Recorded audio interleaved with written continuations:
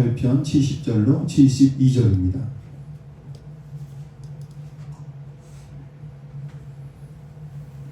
시편 78편 70절로 72절 우리 함께 합독하시겠습니다. 함께 읽겠습니다. 시작. 또 그의 종 다윗을 택하시되 양의 오리에서 취하시며 전양을 지키는 중에서 그들을 이끌어내사 그의 백성인 야곱 그의 소유인 이스라엘을 기르게 하셨더니 이에 그가 그들을 자기 마음의 완전함으로 기르고 그의 손의 능숙함으로 그들을 지도하였도다. 아멘. 할렐루야. 우리 앞뒤 양의 성도를 인상했습니다. 3일 동안 평안하셨습니까? 만나서 반갑습니다. 고맙습니다. 네, 감사합니다. 강대상 안에서 기도할 때마다 날씨가 엄청 추운데 또 감기 걸려갖고 못 나오시는 분이 있으면 어떡하나 그런 마음이 들고 여러분들 오늘 나오신 여러분들 특별히 감사하고 고맙습니다. 이 강추위를 뚫고 찬바람을 뚫고 주의 전으로 달려나오신 여러분들에게 하나님께서 예비하신 놀라운 은혜와 축복이 임하시기를 주의 이름으로 간절히 축원합니다. 오늘 본문을 보면 구조적으로 보면 박자가 잘 맞습니다. 박자가 맞았어요. 어떻게 박자가 맞냐면 전반부에서는 하나님이 주권적으로 다윗을 이끌어 주십니다. 다윗을 불러주세요. 그리고 후반부에는 하나님의 부르심에 응답하여서 합당한 인간의 삶을 통해서 아버지 앞에 영광을 돌리는 삶을 살아가는 거예요. 하나님께서 시돈교회로 여러분들을 불러주셨고 그 부르심에 합당한 성도의 삶을 통해서 그 부르심에 보답하는 신앙의 삶을 살아가는 삶. 그래서 인생의 전반부와 후반부가 하나님 앞에 귀하게 쓰임받고 복된 삶을 누리며 살아가는 우리 모두가 될 수 있기를 간절히 축원합니다. 여러분들을 하나님이 불러주셨어요. 그 부르심에 대한 확실한 응답으로 이해, 그래서 합당한 성도의 삶을 살아가는 우리 모두가 될 수 있기를 간절히 소망합니다. 우리나라의 천만 영화가 처음으로 돌파된 영화가 있습니다. 그 영화가 바로 실미도라는 영화입니다. 저도 이 영화를 봤습니다만은 1968년도 이 1968년도에는 대단히 엄청난 역사적인 사건이 있었습니다. 무슨 사건일까요? 1968년이요. 엄청난 역사적인 사건이 있었어요. 제가 태어난 해입니다. 제가 68년도에 태어났다니까요. 네, 제가 태어난 일도 엄청난 일이지만 또 엄청난 일이 하나 있었어요. 1968년도에 일명 김신조 사건이라고 무장공비가 북한에서 31명이 난파됐어요. 난파된 이유는 청와대를 뚫고 박정희 대통령을 암살하기 위해서 침투가 되었습니다. 그리고 거기에 맞서서 보복하기 위해서 중앙정보부에서 보복계획 차원에서 684 부대를 창설을 했습니다. 목표는 뭐예요? 김일성 모가지를 따오는 겁니다. 나네 따오라! 그 일 위해서 중앙정보부가 사람들을 불러 모으는데 여러분 그 당시에 684 대원을 모집할 때 기존의 군인들을 이용한 것이 아니라 오늘날 이 사회에서 사형수, 무기수, 소위 말해서 인생이 포기된 사람들, 막장인 사람들, 이런 사람들을 불러서 이렇게 이야기했습니다. 너 국가를 위해서 쓰임받지 않겠느냐? 모든 전과 기록을 말소해주고 범죄 행위를 삭제하고 새 인생을 살도록 도와주겠다.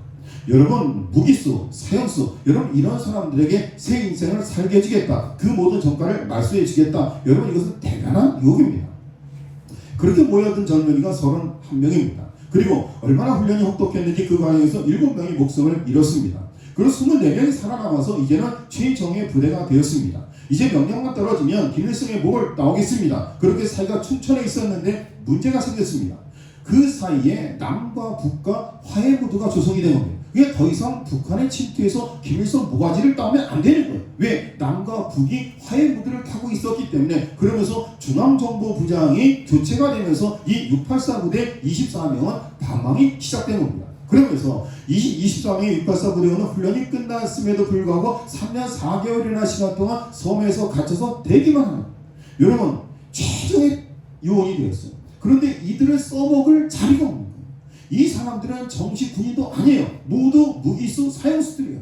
이렇게 최고로 놀랍게 훈련된 살인병기들이 사회에 나가면 어떤 해악을 끼칠 수도 있었기 때문에 사회로 내보낼 수도 없고 그리고 북으로도 보낼 수도 없고 이 684 부대의 정체성이 애매해지게 되었다라는 거예요. 부대의 존재 목적이 사라지고 방황하게 되었습니다. 이 사람들이 참다가 폭발해서 육지로 나와서 비참하게 최후의 목숨을 맞는 과정을 영화로 그린 것이 실미도라는, 그래서 신화를 바탕으로 만든 영화가 실미도라는 영화입니다. 저는 이 영화를 보면서 참 마음이 아팠습니다. 여기서 보면 두 가지 조건 중에서 그들을 불렀던 그 국가 중앙정보부의 수뇌부가 무책임했다라는 거예요. 그들은 누가 불렀어요? 이 사형수 무기수들은 국가가 불렀어요. 그리고 이 사람들은 그들의 보호에, 그들의 부름에 합당한 삶을 살기 위해서 열심히 훈련을 받았고 북으로 갈 수 있는 준비가 다 되어 있었어요. 그런데 중앙정보부 국가가 배신을 했다는 얘기예요. 그들이 불렀지만, 그들은 준비되었지만 결국에 그들이 배신했다. 그런가 하면 성경에서 보면 하나님이 불러주셨는데 하나님이 불러주신 그것이 문제라기보다는 그 부름을 받았던 인간들에게 문제가 생겨서 불행해진 케이스도 많이 있습니다. 대표적인 사람이 누구냐면 바로 가룟 유다입니다. 여러분, 이 가룟 유다는 예수님의 제자입니다. 하나님이 불러주셨습니다. 그런데 이 사람은 하나님의 부르심에 보호하는 삶을 살지 못하고 결국 예수 그리스도를 팔아넘기는 삶을 살았다라는 얘기예요. 두 가지 조건 중에서 하나님의 부르심은 적합했지만 그 부르심에 보호하지 못하는 삶을 살았던 실패한 인생 가룟유다. 그런데 오늘 본문은 너무나 유쾌하게도 그 전반부에 불러주셨던 하나님의 신실하시고 그 부르심에 응답한 인간 다윗도 너무나 신실해서 다윗의 인생이 놀랍게 비상하는 그런 내용을 담고 있다는 얘기입니다. 하나님께서 정명근 권사님의 시동기를 불러주셨고 정명근 권사님은 하나님의 부르심에 합당한 삶을 통해서 그의 인생이 놀랍게 비상하는 삶을 살았다라는 얘기예요. 김호옥 장로님, 홍성락 장로님, 정명근 권사님, 심순덕 권사님 다 불러도 되죠? 이선희 집사님, 서정욱 집사님, 하나님이 불러주셨는데 그 신실하신 하나님의 부르심에 합당한 삶을 통해서 하나님의 부르심에 보답하고 봉하는 삶, 그래서 하나님이 불러주신 인생의 전반부뿐만 아니라 후반이 놀랍게 비상하는 승리하는 그런 신앙의 삶, 다윗과 같은 삶을 살아가는 우리 모두가 될 수 있기를 간절히 소망합니다. 우리 본문을 보면서 많이 보면서 이게 담임 목사의 욕심 아니겠습니까? 우리 교회에서 예배드리는 모든 인생, 모든 주의 성도들이 다윗처럼 불러주시는 하나님의 신실하심과 거기에 응답하는 우리 모두, 그래서 그 하나님의 부르심과 반응이 결합해서 우리 모든 성도들이 인생이 놀랍게 비상하고 축복받는 그런 인생이 될 수 있기를 간절히 소망합니다. 오늘 본 말씀을 잘 살펴봐야 되는데 먼저 우리가 살펴봐야 할 것은 주권적으로 일하시는 하나님. 70절 한번 보겠습니다. 70절 함께 읽겠습니다. 시작.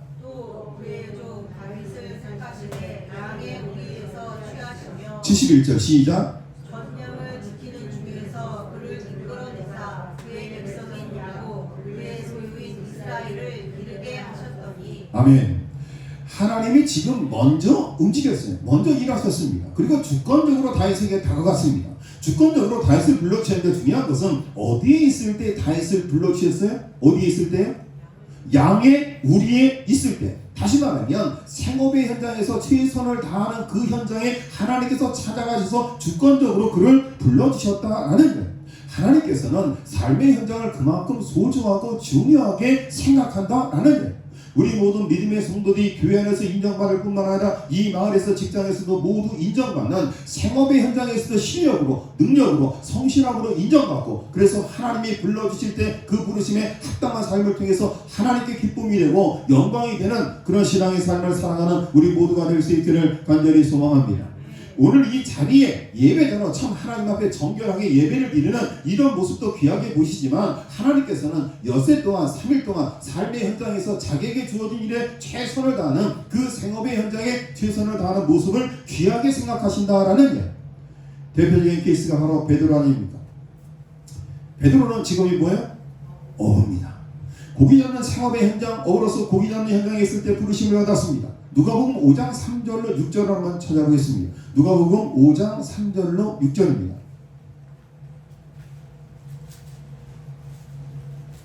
어, 5절까지만 보겠습니다. 누가복음 5장 3절로 5절까지 우리 세 절만 우리 함께 읽어보겠습니다. 누가복음 5장 3절로 5절입니다. 함께 읽겠습니다. 시작. 예수께서 한 배에 오르시니 그 배는 시몬의 배라. 육지에서 조금 뛰기를 정하시고 앉으사 배에서 무리를 가르치시더니 말씀을 마치시고 시몬에게 이르시되 깊은 데로 가서 그물을 내려 고기를 잡으라.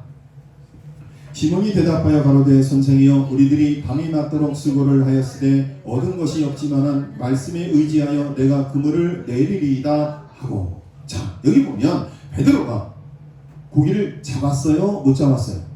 못 잡았어요. 실패했어요. 만약에 예수님께서 결과를 보신다고 한다면 이 베드로는 실패한 사람이에요. 결과를 만들지 못했어요. 그런데 하나님께서는 결과보다도 뭘 중요하게 생각하는 거예요? 그 자리에서 얼마나 최선을 다했느냐를 중요하게 보신다라는 이야기예요. 밤을 새워 애써가지고 고생해서 고기 한 마리 잡지 못하는 실패한 자리에 있었지만, 그러나 예수님의 초점은 그가 얼마나 성공했느냐, 얼마나 많은 고기를 잡았느냐에 있는 것이 아니라 그 힘든 실패의 자리, 그럼에도 불구하고 끝까지 지키면서 그 자리를 벗어나지 아니하고 자기에게 주어진 일에 얼마나 최선을 다했는가를 예수님이 바라보셨다라는 거예요.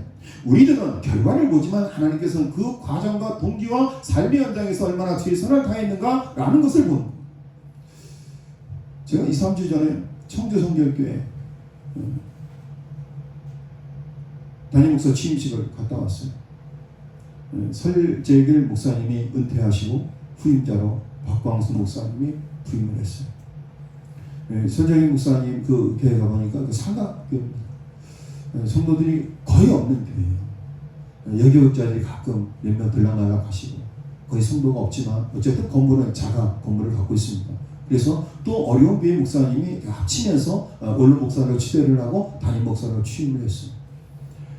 43년의 목회 여정을 열심히 달려오셨지만 결과가 남은 게 없어요. 그게 교회를 부흥시키지도 못했어요. 그리고 그 어려운 가운데 또 개척교회를 하시던 목사님하고 그 교회가 합치면서 또 그 교회가 하나의 교회로 또 다시 새롭게 시작하는 그 현장에 가서 이렇게 봤습니다. 보면서 좀 가슴이 뭉클했어요. 결과를 보신다면 엄청난 부흥을 이루지 못했지만 자기에게 주어진 목회자의 사명을 다하기 위해서 끝까지 완주했던 그 신앙의 여정 가운데 때로는 실패에 자괴감이 들었을 것이고, 여러분 얼마나 많은 마음의 상함이 있었고 어려움이 있었겠습니까? 그러나 포기하지 않고 끝까지 믿음의 완주를 하시고 또 새로운 목사님에게 그 다음에 목양의 자리를 이어가면서 이제 새롭게 교회가 도약하고 부흥의 기틀을 다져가는 과정을 보면서 그 설재희 목사님을 응원하고, 앞으로 13년, 14년 후의 모습이 저의 모습일 텐데 나는 어떠한 모습으로 마지막을 장식할 수 있을까? 그런 생각을 해보면서 하나님께서는 우리가 어떤 결과를 만들고 어떤 것을 많이 만들었는가를 보는 것이 아니라 그 자리에서 얼마나 최선을 다했는가를 하나님께서는 귀하게 보신다라는 거예요. 여러분 마태를 한번 봅시다. 여러분 마태는 어디에서 부름을 받았어요? 마태복음 9장 9절에 보니까 예수께서 그곳을 떠나 지나가시다가 마태라는 사람이 세관에 앉아있는 것을 보시고 이르시되 나를 따르라 하시니 일어나 따르니라. 예수님께서는 세리 마태를 세관에서 불러주셨습니다. 여러분 이것은 어떻게 보면 난센스입니다. 마태는 자기에게 주어진 일을 열심히 하면 할수록 그건 뭐예요? 그건 악이에요. 민족의 고열을 빨아먹는, 그래서 동족들은 더 핍박과 어려움을 당하는, 그 열심이 많아지면 많아질수록 동족들은 더 핍박과 어려움을 당하는. 그런데 왜 예수님께서 세리 마태를 제자로 불러주셨을까? 여러분 바울을 생각해 보십시오. 이 바울이 사울, 그러니까 바울 되기 전 사울의 모습은 바로 예수 믿는 사람들을 잡아서 죽이고 핍박하는 것이 그의 일이었고, 그 열심에 있어서는 대단한 열심이 있었던 사람. 그런데 왜 하나님께서는 세리 마태와 그리고 사울을 예수님의 제자로 불러주셨는가? 왜 그들을 사용하셨는가? 여러분 완벽하게 준비된 사람들이 있었을 겁니다. 성실하고 신실하고 그리고 신앙 안에서 살아가는 사람들이 있었음에도 불구하고 그들의 직업과 그들의 열심이 오히려 하나님께 가리고 하나님의 영광을 가리고 많은 사람들에게 고통을 주는 왜 세리 마태와 사울을 하나님께서 그의 제자로 불러주셨는가? 왜 그들을 사용하셨는가?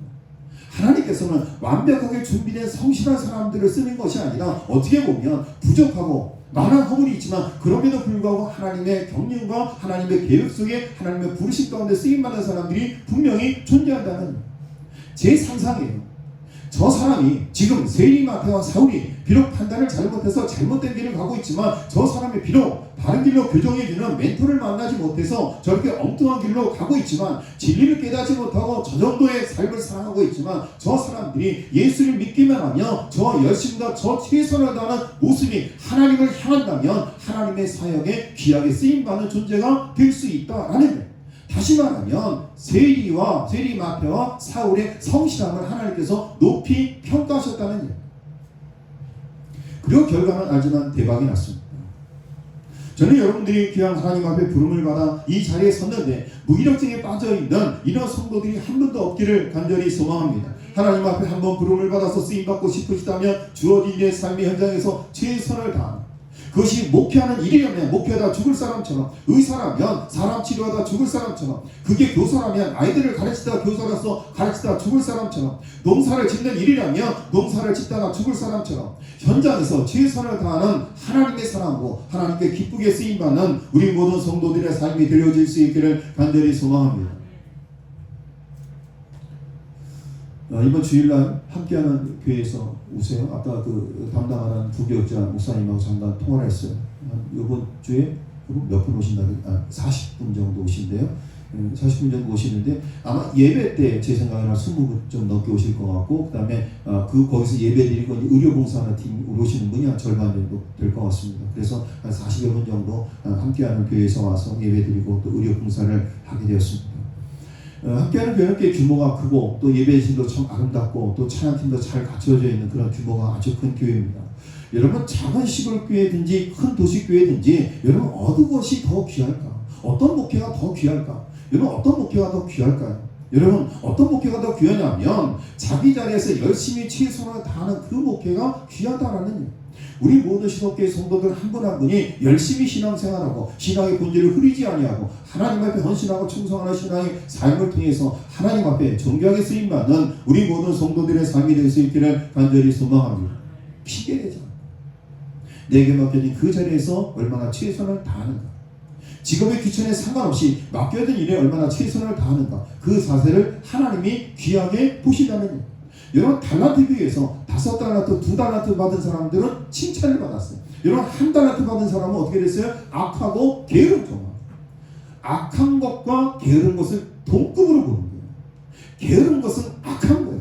만약에 1달란트를 가진 사람이 땅에 묻어두지 아니하고 그 1달란트를 가지고 고추를 사서 신탄장에 가서 팔아서 쫄딱 망했어요. 하나님이 책망하실까요? 책망하지 않을까요? 여러분, 책망하지 않습니다. 물론 1달란트를 투자해서 엄청난 이익을 남기면 좋겠지만, 그러나 하나님께서는, 주인께서는 그 열심히 하는 최선의 과정을 귀하게 보신다는 일. 우리 모든 믿음의 성도들이 하나님께서 주어진 그 자리에서 열심히 최선을 다하는 그런 신앙의 삶을 살아갈 수 있기를 간절히 소망합니다. 오늘 설교의 핵심은 이겁니다. 하나님이 불러주셨어요. 그리고 우리 인간이 어떻게 응답을 해요? 72절에서 그가 이렇게 반응합니다. 이에 그가 그들을 자기 마음의 완전함으로 기르고 그의 손의 능숙함으로 그들을 지도하였도다. 여기서 이 접속사 이해가 매우 중요하다라는 거예요. 이해가 왜 중요하냐면 여기 보면 전반부는 하나님이 일하시는 것입니다. 하나님이 뽑으셨고 하나님이 그에게 사명을 주셨습니다. 후반부는 거기에 대한 인간의 반응입니다. 이 연결고리가 뭐예요? 이해라는 연결고리예요. 하나님께서 여러분들을 시동교회 직분자로 불러주셨습니다. 그리고 이해, 하나님께서 불러주신 그 부르심에 합당한 열심으로 최선의 노력을 다해서 분명한 은혜를 통해서 하나님 앞에 영광을 올려드리는 저와 여러분 될 수 있기를 간절히 소망합니다.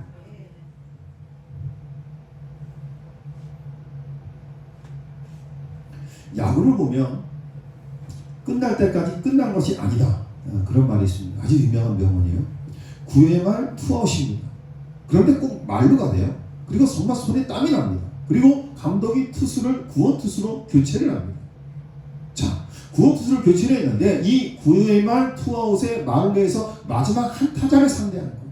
이 마지막 한 타자를 상대하는데 볼 3개로 삼진아웃을 잡을 수도 있고 말루 홈런을 맞을 수도 있다라는 거예요. 여러분, 공 3개로 삼진아웃을 잡고 포수하고 껑충껑충 뛰면서 서로 끌어안고 환호하는 그 모습. 그런데 꼭 나와서 말루 홈런을 맞는 선수도 있다는 거예요. 저는 항상 그게 궁금합니다. 저 선수가 오늘 숙소에 가서 무슨 일을 겪을까? 오늘 우리가 하나님 앞에서 구원투수로 부름을 받은 존재다라는 거예요.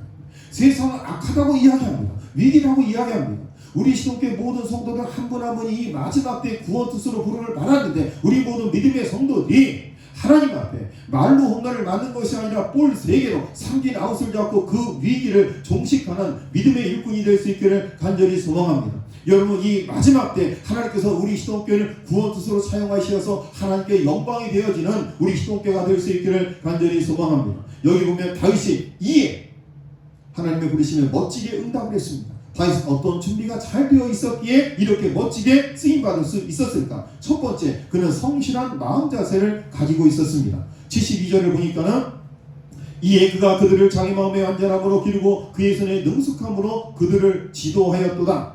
성경이 바뀌기 전에는 개혁성경에는 이에 저가 그 마음의 성실함으로 기르고 그리고 마음의 성실함을 쉬운 성경에서는 순전한 마음으로 번역을 했습니다. 공동번역에서는 다윗은 이 백성을 한 마음으로 보살피고 다 같은 줄기인데 뉘앙스가 조금 다른데 이것을 종합해보면 한결같은 마음, 성실한 마음을 가지고 임했다. 다윗은 한결같은 마음, 성실한 마음을 가지고 임했다라는 그가 하나님 앞에 멋지게 쓰임받을 수 있었던 이유는 그의 마음이 늘 한결같았고 그리고 성실한 마음이었기 때문에 그의 인생의 후반전에 놀랍게 쓰임받는 이유가 되었다는 일. 우리 모든 믿음의 성도들이 한결같은 마음, 성실한 마음이 변치 않고 하나님 앞에 귀하게 쓰임받는 우리 모든 성도들의 삶이 될 수 있기를 간절히 소망합니다. 두 마음을 품은 사람들이 있어요. 두 마음을 품은 사람.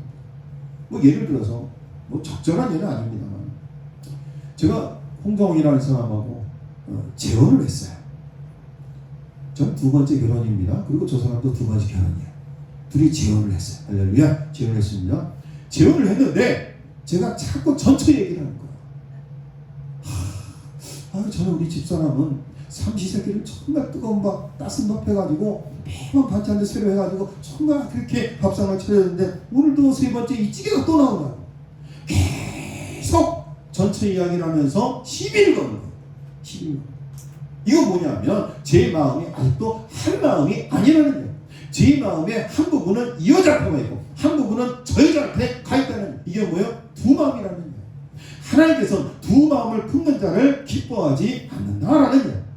다윗은 한결같은 마음, 성실한 마음, 한 마음으로 오직 주님만 향해서 나아갔다라는 거예요.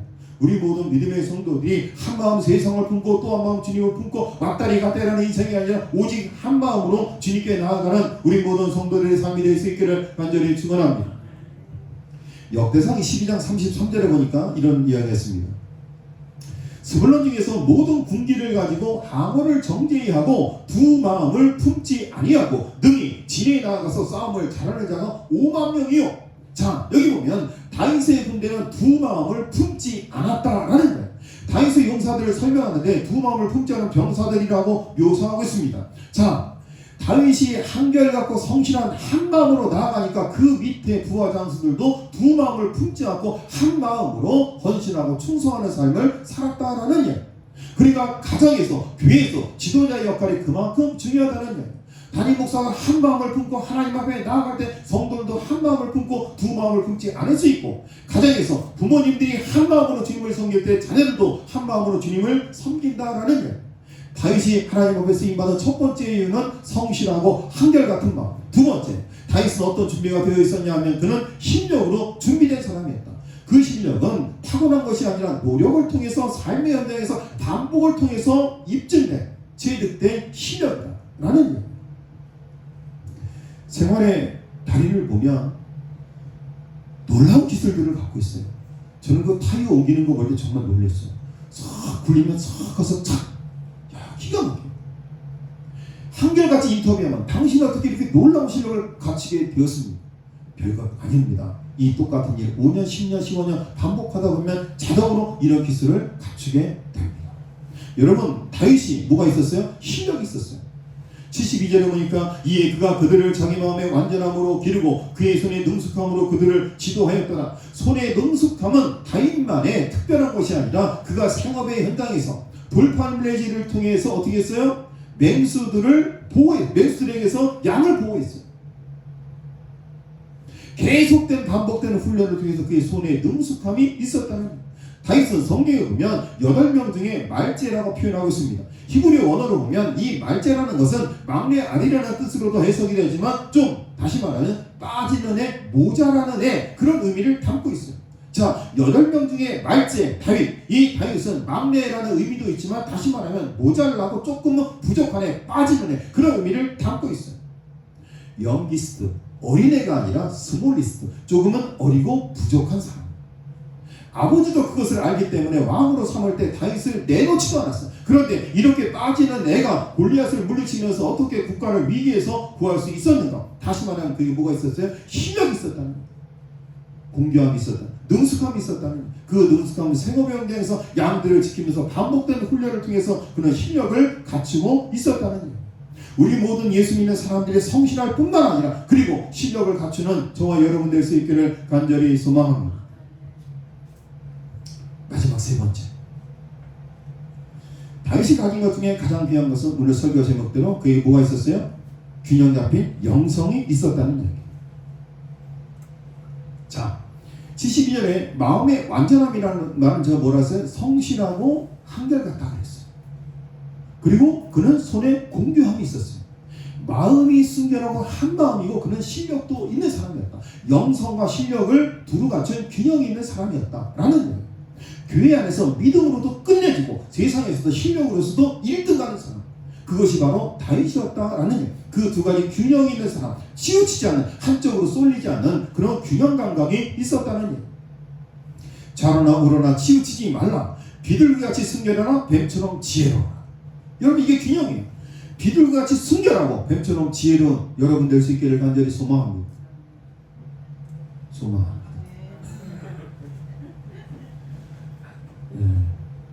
여호와하고는 살아도 뭐하고 못 살아요? 곰하고는 못 살아요. 곰하고 못 살아요. 근데 곰하고도 살다 보니까 곰이 여우가 되기도 하더라고요. 여기 사모님 얘기하는 건 아니고 알아서 들으세요. 분명히 결혼할 때 곰이었는데 살다 보니까 여우가 되더라고요. 여보, 커피 좀 내려주면 안 돼? 여보, 설거지 좀 해주면 안 돼? 오늘은 라면으로 떼면 안 될까? 그래 그렇게 해. 아유, 어떻게 삼시세끼를 밥만 먹어. 그래. 균형이 있어야 돼요. 뱀처럼 지혜롭게, 비둘기처럼 순결하게, 좌로나 우로나 치우치지 않고. 예배의 첫 번째 균형은 예전입니다. 예전. 또 다른 하나는 신령과 진정으로 드려지는 마음입니다. 형식과 내용 다 중요하다는 이야기예요. 우리가 마음으로 하나님 앞에 혼자는 예배를 드리지만 우리가 보여지는 형식도 역시 중요하다. 이야기입니다. 성령의 예배를 이렇게 드려라 하는 지침이 없어요. 제가 자치시면 상금 드릴게요. 사도신경을 하고 장로님이 기도하고 이런 내용이 성경에 없어요. 반드시 장로님이 기도하는 내용이 어디 있습니까? 성경에 나와 있지 않습니다. 사도신경 하는 내용이 나와 있지 않습니다. 그런가 하면 또 다른 균형이 있는데요. 그건 뭐냐면 신령과 진정으로 예배를 드려라. 다시 말하면 마음을 드려라. 이게 뭐냐면 균형이에요. 우리 모든 믿음의 성도들이 하나님 앞에 내 마음뿐만 아니라 형식으로 보여지는 모습도 예전에서도 하나님께 인정받는 우리 모든 성도들의 삶이 될 수 있기를 간절히 소망합니다. 여러분, 96년의 역사 가운데 예배가 너무나 습관화되어 있는 것은 아닙니다. 수요 예배 그냥 왔다 가는 것이 아니라 한 번의 예배를 드릴 때마다 하나님 앞에 예전과 형식 그리고 마음이 온전히 하나님 앞에 드려지는 온전한 예배자가 될 수 있기를 간절히 소망합니다. 윌리엄 제임스라는 사람이 이런 말을 했어요. 기뻐서 웃는 것이 아니라 웃으면서 기뻐지고 행복해지는 것이다. 웃겨서 웃는 것이 아니라 웃다 보면 저절로 웃어지고 일단 웃고 보는 저와 여러분 될 수 있기를 바랍니다. 그 지정원 목사님 어제 지방에서 만나서 또 공교롭게 이번에도 같이 일을 하게 됐습니다. 그 목사님은 그 잘 웃으시잖아요, 그렇죠? 웃음 치료사. 웃으면 건강에 좋대요. 오늘 제가 다윗을 하나님께서 왜 사용하셨는가, 그는 어떻게 준비했는가, 그는 첫 번째 어떻게 했어요? 성실했어요. 두 번째 실력이 있었어요. 그리고 그는 균형이 있는 사람이었어요. 우리 모든 믿음의 성도들이 인생의 전반전 하나님의 부르심 그리고 이해, 그 부르심에 합당한 삶을 통해서 여러분의 인생의 후반전도 놀랍게 비상하고 축복받는 저와 여러분 될 수 있기를 주의 이름으로 간절히 축원합니다. 하나님 아버지, 우리 믿음의 중직들을 하나님께서 불러주셨습니다. 삶의 현장에서 최선을 다할 때 우리를 불러주셨습니다. 우리에게는 실력도 필요하고 성실함도 필요하고 그리고 균형 감각도 필요합니다. 하나님 앞에 예배를 드릴 때 온전한 자세로 그리고 온전한 마음으로 한 마음으로 한결같은 마음으로 예배자로 온전히 바로 설 수 있도록 인도하여 주옵소서. 그래서 인생의 후반전이 더욱더 빛나고 놀랍게 비상하고 하나님의 놀라운 축복을 받는 우리 성도들의 삶이 될 수 있도록 인도하여 주옵소서. 이 모든 말씀 예수님의 이름으로 기도드렸습니다. 아멘.